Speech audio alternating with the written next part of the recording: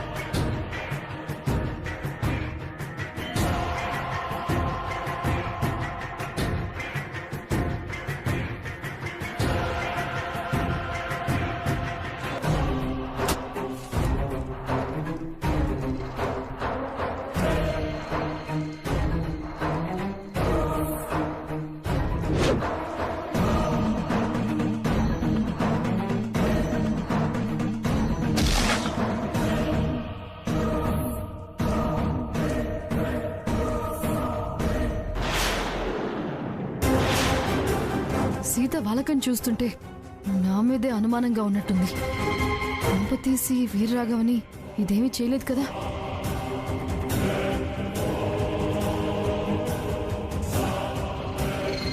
గౌరీ పూజ జరిగిపోతుంది. దాక్షాయణి ఏం చేయాలో చెప్పట్లేదు.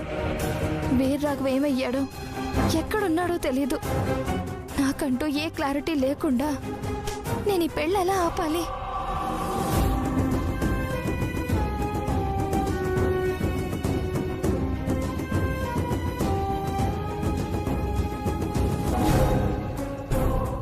సీత, ఒకసారి ఇలారా. తను సీత, నా భార్య. బాబు మారుతి, పెళ్లి కొడుకుని త్వరగా తీసుకురా బాబు. వెళ్ళు, త్వరగా వెళ్ళు.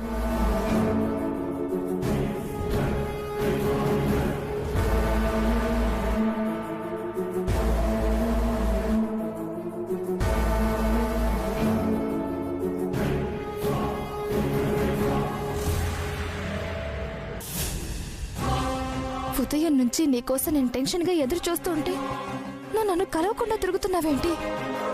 ఎన్నిసార్లు నిన్ను కలవాలని, నీతో మాట్లాడాలని ట్రై చేస్తున్నా, సీత అస్సలు కలవనివ్వడం లేదు. అర్జెంటుగా నీకో విషయం చెప్పాలి. ఏంటది?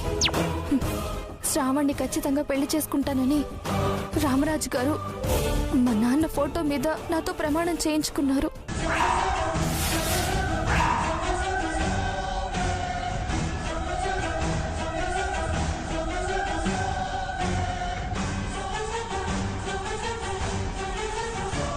అతను ప్రమాణం చేయమంటే నువ్వు చేసేసావా? చేశాను. ఇష్టప్రకారమే మనస్ఫూర్తిగా శ్రవణ్ణి పెళ్లి చేసుకుంటున్నానని మీ నాన్నగారి ఫోటో మీద ప్రమాణం చేసి చెప్పమ్మా.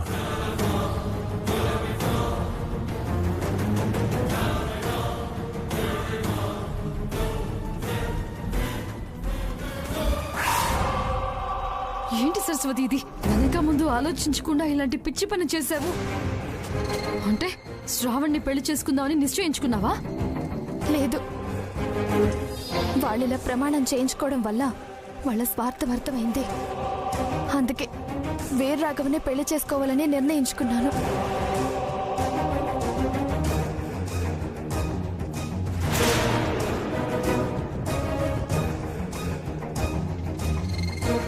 మరిప్పుడు నేనేం చెయ్యాలి?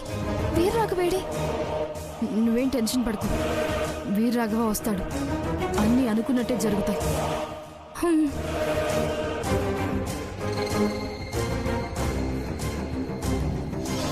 వీరరాఘవ రాడు. నువ్వనుకున్నట్టు జరగదు దాక్షాయిని. సరస్వతి మంచేదో చెడేదో తెలుసుకోలేక ఏదో మైకంలో ఉంది. శ్రావంతో పెళ్లి జరిగాక 2 రోజులకి తన మనసు మారుతుంది, అంతా సర్దుకుంటుంది. పంతులు గారు, పెళ్లి కొడుకుని పిలిపించమంటారా?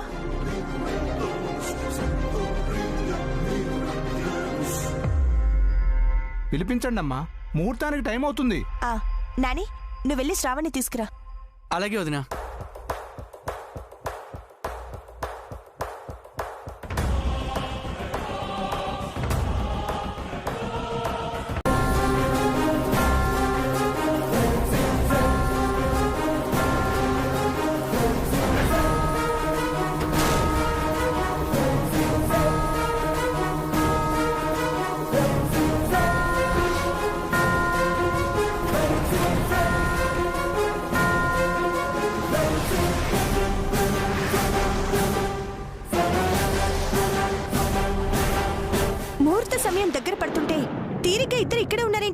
అవతల శ్రావణ్ణి పెళ్లి పీటల మీద కూర్చోబెట్టారు. పెళ్లి కూతురు రాలేదని పంతులు గారు ఒకటే కంగారు పెట్టేస్తున్నారు. ముందు పదండి వెళ్దాం రా. బుగ్గ చెక్క కూడా పెట్టలేదేంటి దాక్షాయిని? ఇలాంటి టైంలో మరీ ఇంత నిర్లక్ష్యం అయితే ఎలా?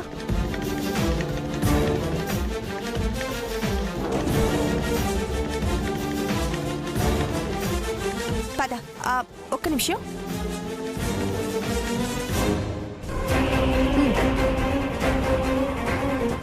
పద. దాక్షాయిని నువ్వు కూడా వచ్చేయి. ఇప్పుడు ఈ పెళ్లి ఎలా ఆపాలి? వీర్రాఘవ ఎక్కడున్నాడో ఏంటో.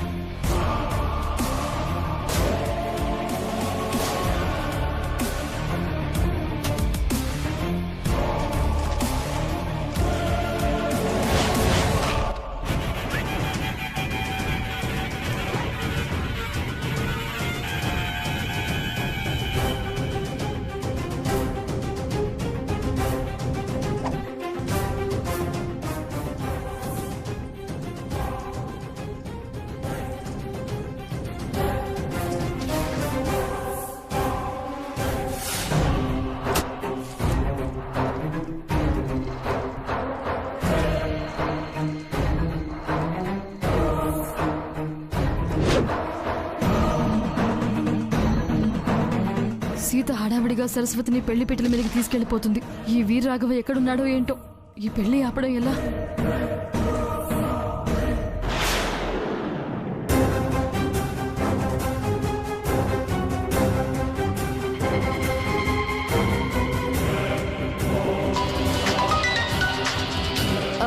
నేను ఇప్పుడే ఒక కాల్ మాట్లాడి వస్తాను.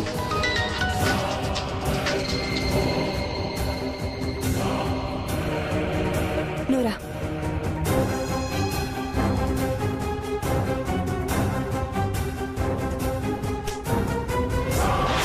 హలో హలో దాక్షిణి, నేను వీర్రాఘవని. సరస్వతి పెళ్ళి అయిపోయిందా? అసలు నీకు బుద్ధుందా? ఎక్కడ చచ్చావు? ఎంత టెన్షన్ పడుతున్నానో తెలుసా? నేను నీ నెంబర్కి ఫోన్ చేస్తుంటే వాడెవడో లిఫ్ట్ చేస్తున్నాడు.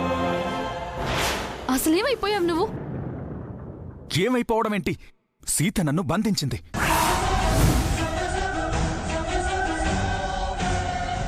వాట్? సీత బంధించడం ఏంటి? నేను నీకు కాల్ చేస్తే అది సీత లిఫ్ట్ చేసి నేను చెప్పిందంతా విని కలవాలని మెసేజ్ పెట్టింది.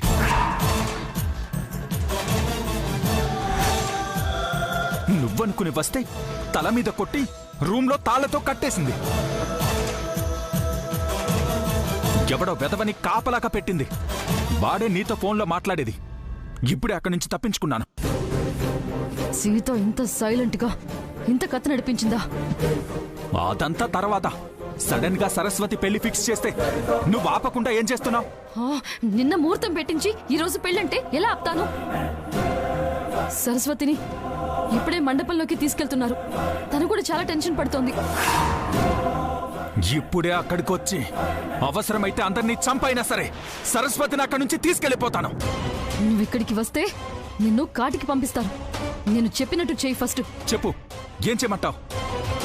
సీత ఉండగా సరస్వతిని తప్పించి నీ దగ్గరికి పంపించడం చాలా కష్టం. అందుకని నువ్వు సీతకి ఫోన్ చేసి టెన్షన్ పెట్టు.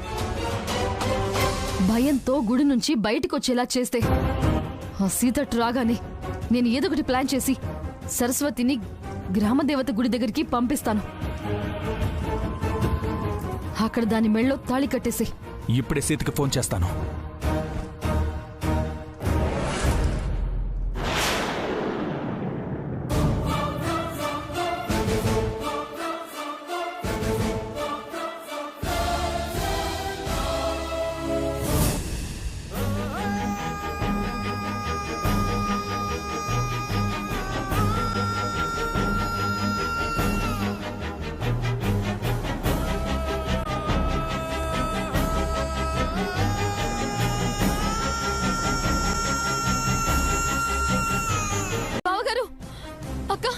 ఏమైంది దాక్షాయణి? ఏమైంది దాక్షాయణి? సరస్వతి బానే ఉందా? తనకేమైనా అయిందా? వదినా, వెళ్ళి చూద్దాం పదండి. అసలు తను అక్కడ ఉంటేనే కదా మీరు వెళ్ళి చూడటానికి.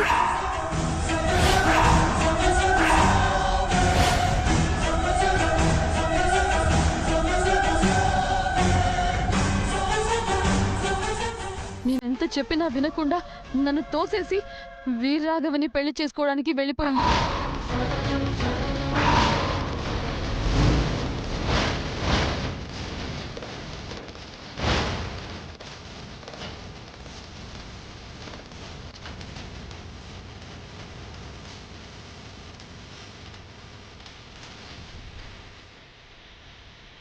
సరస్వతి మండపంలో కళ్ళు తిరిగి పడిపోయింది కదా, అలాంటిది వేరే రాఘవని పెళ్లి చేసుకోవడానికి వెళ్ళటం ఏంటి? కళ్ళు తిరిగి పడిపోవడం సరస్వతి ఆడిన డ్రామా బావగారు.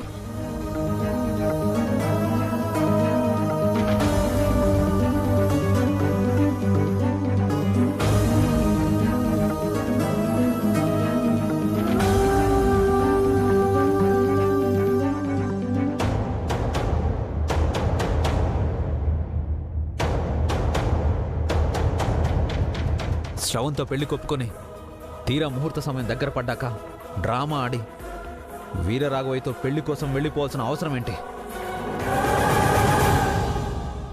నేను అదే అడిగానండి. మన ఫ్యామిలీ వల్ల తనకు జరిగిన అన్యాయానికి టిట్ ఫర్ టాట్ అట.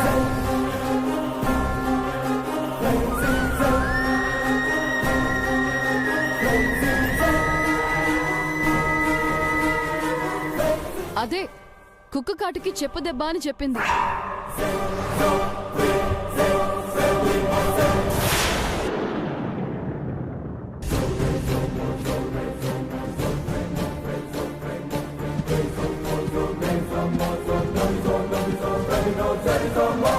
సరస్వతి చేస్తున్న పని తప్పని తనకి నచ్చ చెప్పాలని చూశాను.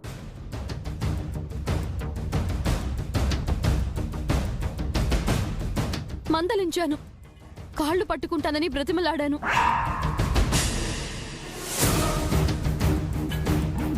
శ్రావణ్ నిన్ను ప్రాణం కంటే ఎక్కువగా ప్రేమిస్తున్నాడు, కనీసం దానికోసమైనా తన్ని పెళ్లి చేసుకోమని వేడుకున్నాను.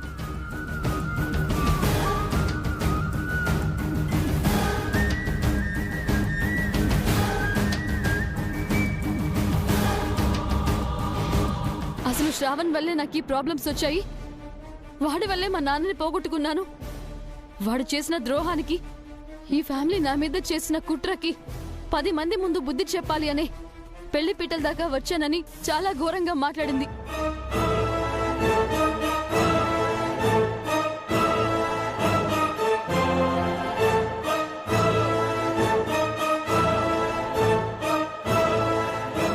వీరరాఘవని పెళ్లి చేసుకోవడం నా తండ్రి కోరిక. అతనితోనే తాళి కట్టించుకుంటాను, నా తండ్రి ఆత్మ శాంతించాలి అంటూ నేనెంత చెప్పినా వినకుండా నేను అడ్డుపడినా తోసేసి వెళ్ళిపోయింది బావగారు.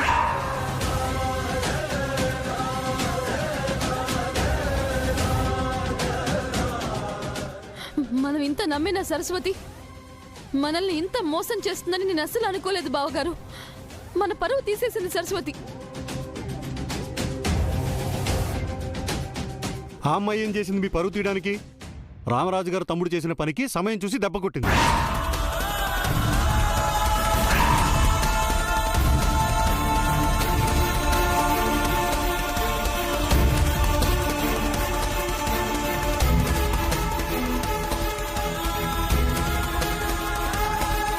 అంతేలే, ఎవరైనా ఎంతగా నోర్చుకుంటారు పాపం.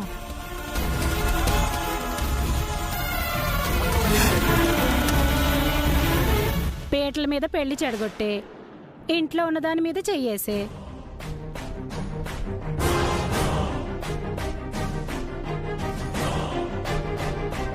పెళ్లి చేయాలని పుకారు పుట్టించారు.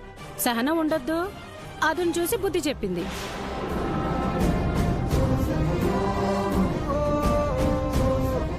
అనయ్య, శ్రవణ్ తన పట్ల తెలియక పొరపాటు చేశాడు. కానీ వాళ్ళకి పెళ్లి జరగాలన్న మంచి ఉద్దేశంతో తప్పు చేశాడు. అయినా మనం సరస్వతికి సపోర్ట్ చేశాం.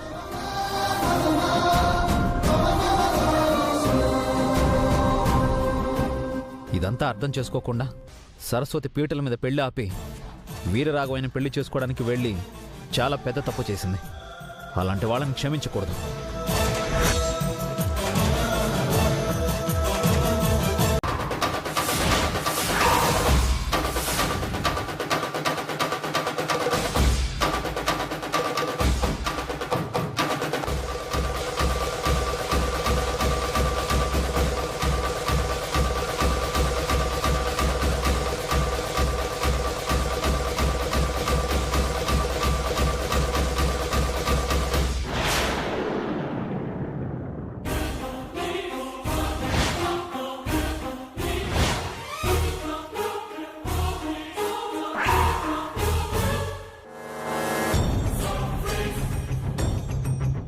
రా సరస్వతి, రా. నీకోసం ఎదురు చూస్తున్నాను. రా సరస్వతి, రా.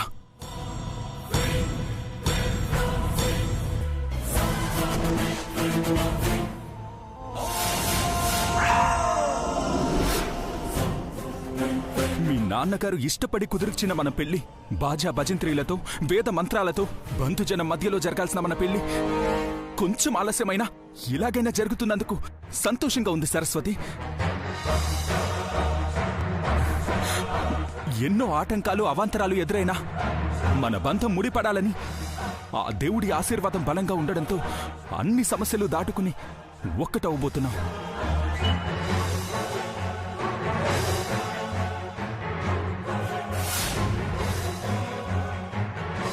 ఎవడైతే మన పెళ్లిని పీటల మీద ఆపాడో వాడి పెళ్లి కూడా పీటల మీద ఆపి మనం ఒక్కటవబోతున్నాం. మన పెళ్లితో మీ నాన్నగారి కోరిక, ఆ రామరాజు కుటుంబం అవమానాలు పాలవ్వడం ఒకేసారి జరిగిపోతున్నాయి.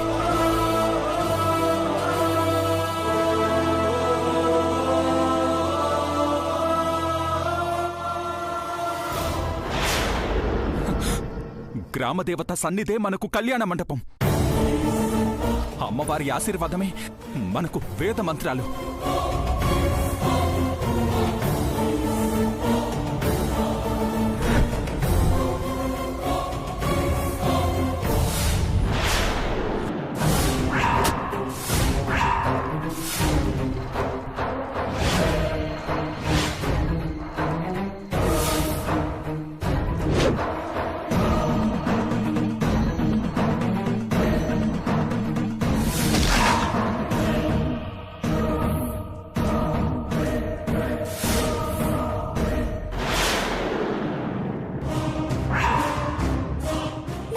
ఇష్టం లేదు.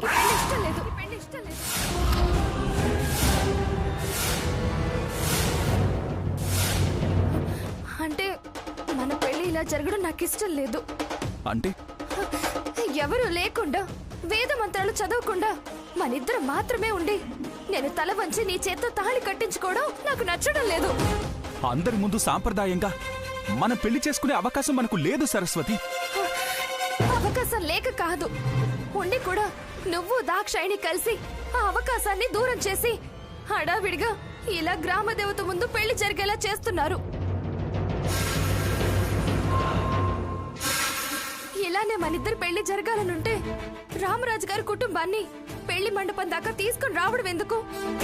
కళ్ళు తిరుగుతున్నట్టు నేను పడిపోయి డ్రామా ఆడి ఇక్కడికి రావడం ఎందుకు? ఈ పనేదో గుడి దాకా వెళ్లకుండానే చేసేవాళ్ళం కదా. సరస్వతి, ఆ రామరాజు కుటుంబాన్ని కించపరిచి వాళ్ళు చేసిన దానికి బుద్ధి చెప్పడానికి ఆ ఫ్యామిలీ ముందు, ఊరి జనం ముందు మనం పెళ్లి చేసుకోవాలని అనుకున్నాం. కానీ సిచ్యువేషన్స్ మనకు అనుకూలంగా లేవు. గుళ్ళో అయితే సీతారామరాజులు కలిసి మసిపూసి మారేడు కాయ చేసి నీకు శ్రావంతో పెళ్లి చేస్తారు. అందుకే మనిద్దరం ఇక్కడ పెళ్లి చేసుకోవాల్సి వస్తుంది. రా సరస్వతి. మీరెన్నైనా చెప్పండి, మిమ్మల్ని తీసుకుని వెళ్దామని నేను వచ్చాను. ఇప్పుడే మనిద్దరం మళ్ళీ గుడికి వెళ్దాం. మనం ముందుగా అనుకున్నట్టే ఊరి జనం మధ్యలో రామరాజు గారి కుటుంబం ముందు మనం పెళ్లి చేసుకుందాం.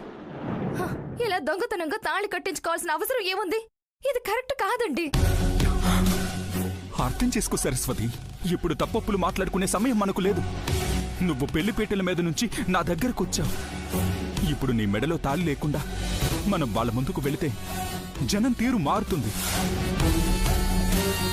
నీ మీద చులకన భావం ఏర్పడుతుంది.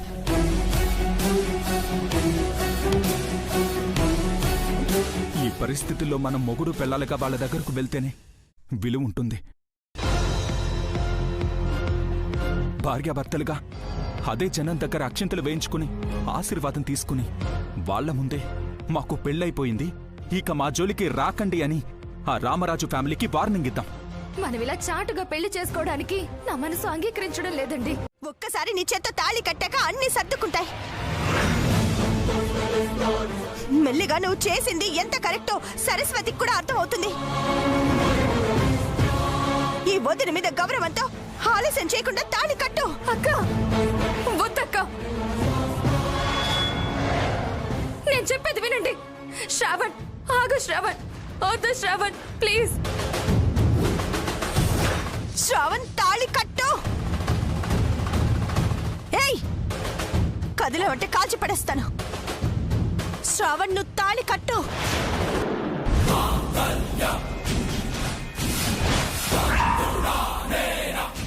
శ్రావణ్, శ్రావణ్, శ్రావణ్, నేను చెప్పేది విను.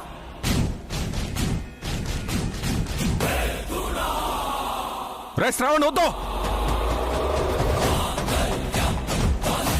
ఆగు శ్రావణ్, తాళి కట్టి నా జీవితాన్ని నాశనం చెయ్యొద్దు.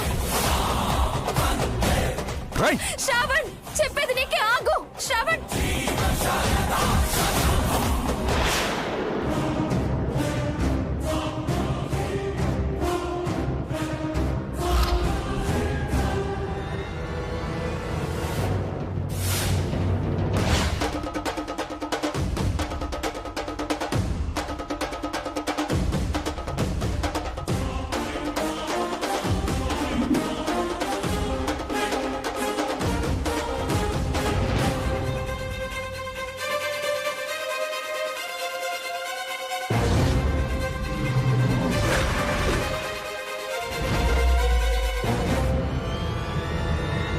తప్పు చేసావు సీత, తప్పు చేసావు సీత, తప్పు చేసావు సీత.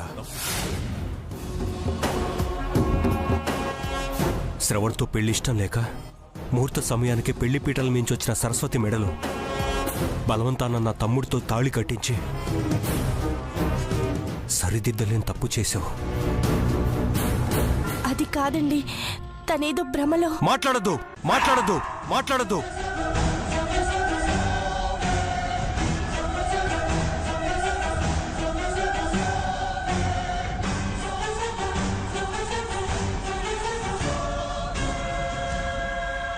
నేను చెప్పేది కొంచెం వినండి.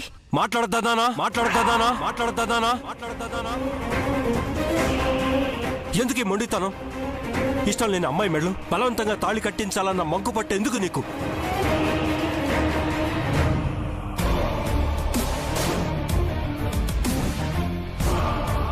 నువ్వేం చేసినా చెల్తుంది అనుకోవడం నీ మూర్ఖత్వం.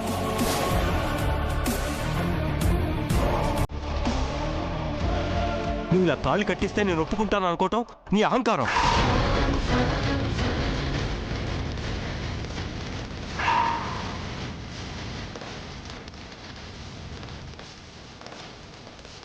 మూడు వేసినంత మాత్రాన దాని పెళ్లి అనరు. బలవంతాన తాళి కడితే దాని భార్యాభర్తల బంధం అనరు. ఈ పెళ్లి చెల్లదు, పెళ్లి చెల్లదు, పెళ్లి చెల్లదు, పెళ్లి చెల్లదు.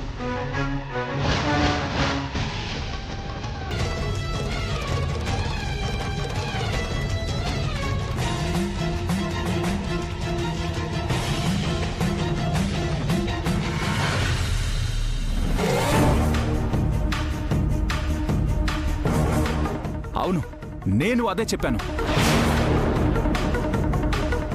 నా కోసం నా చేత తాళి కట్టించుకోవడానికి పెళ్లిపేటల మీద నుంచే సరస్వతి వచ్చేసింది.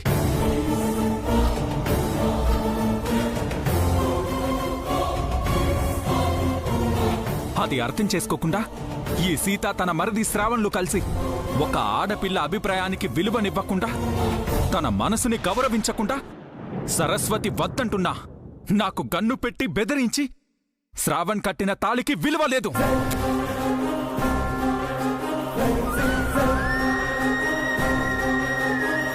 రామరాజు గారు చెప్పినట్టు ఈ పెళ్లి చెల్లదు.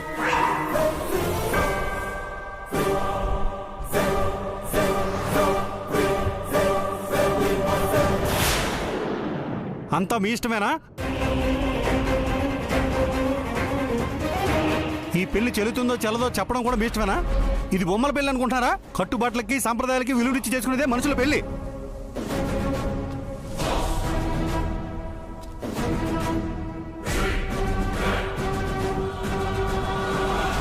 ముందు పెళ్లి కొప్పుకొని తర్వాత పీటల మీద నుంచి ఈ అమ్మాయి ఎలా వచ్చేస్తుంది?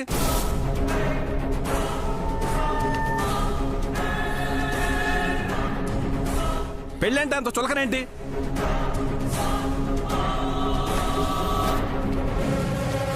ఎవరికీ తెలియకుండా వీరరాఘవ రహస్యంగా ఇలా సరస్వతిని ఎలా పెళ్లి చేసుకోవాలనుకుంటాడు? కట్టుబాట్ల మీద గౌరవం లేదా? సమాజం అంటే విలువ లేదా? సీత మీద రామరాజు చూపించేది నిజమైన ద్వేషం అనుకుంటున్నావా? అంత నటనే. నిన్ను నమ్మించడానికి ఆడుతున్న నాటకం. రేపు పంచాయతీలో నిన్ను సైలెంట్గా ఉంచడానికి డ్రామా ఆడుతున్నారు. నువ్వు గనక కళ్ళు తెరవకపోతే అందరి ముందు భార్యని వెనకేసుకొస్తాడు, అందరూ కలిసిపోతారు. ఇంతకు ముందేమైంది? ఈసారి కూడా అదే జరుగుతుంది. తర్వాత శ్రవణ్తో కాపురం చేయాలని నిన్ను కన్విన్స్ చేస్తారు. వాళ్ళు కన్విన్స్ చేసినంత మాత్రాన ఈసారి వాళ్ళకి విలువిచ్చి కాపురం చేస్తానా? పిచ్చిదానా, అంతవరకు విషయం వెళ్ళకూడదు అంటే నువ్వు ఒక పని చేయాలి. ఏం చెయ్యాలి?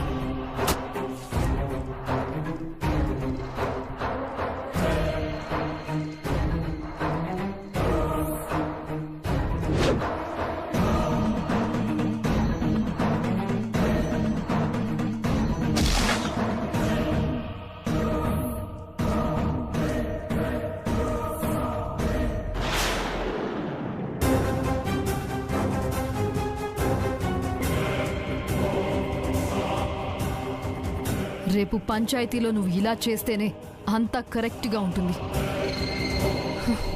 సరే, అలాగే చేస్తాను. ఇక నుంచి వీళ్లతో నేను కూడా నీలాగే పగ పెట్టుకునుంటాను. గుడ్, ఇప్పటికైనా మారావు.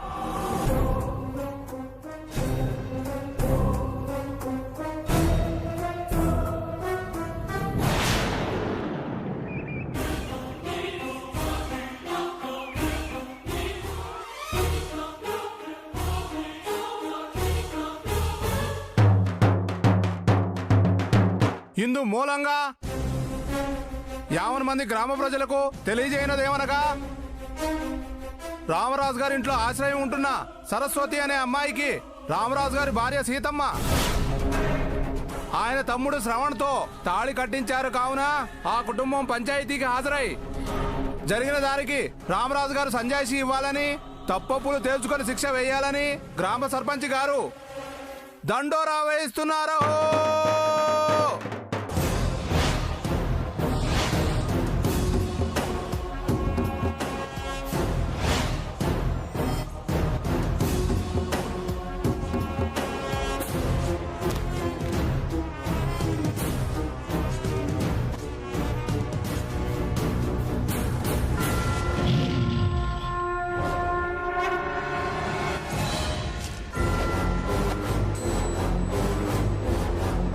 ఆగనే,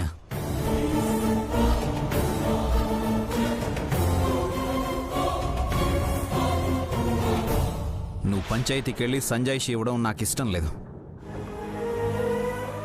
ఊరందరికీ తీర్పు చెప్పే నన్నే కట్టుబాట్లు తప్పమంటావా శంకర్?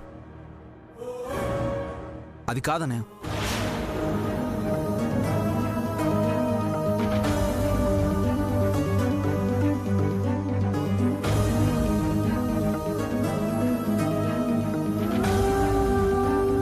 ఏ తప్పు చేయని నువ్వు సంజాయిషి పేరుతో జనం ముందు తల దించుకోవద్దు అంటున్నాను. నీకున్న గౌరవాన్ని పోగొట్టుకోవద్దు అంటున్నాను. నేను తల ఉంచుకుంటున్నానని, దోషిగా నిలబడుతున్నానని నీకున్న బాధ, బాధ్యత తప్పు చేసిన వాళ్ళు కూడా ఉండి ఉంటే ఈరోజు ఈ పరిస్థితి వచ్చుండేది కాదు.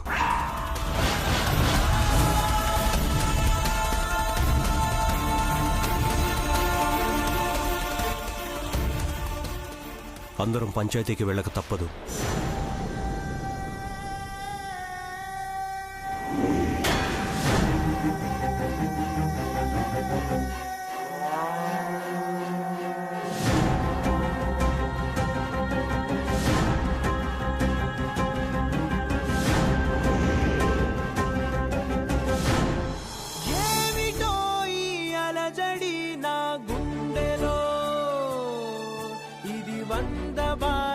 కలిసి పెట్టిన నొప్పిరో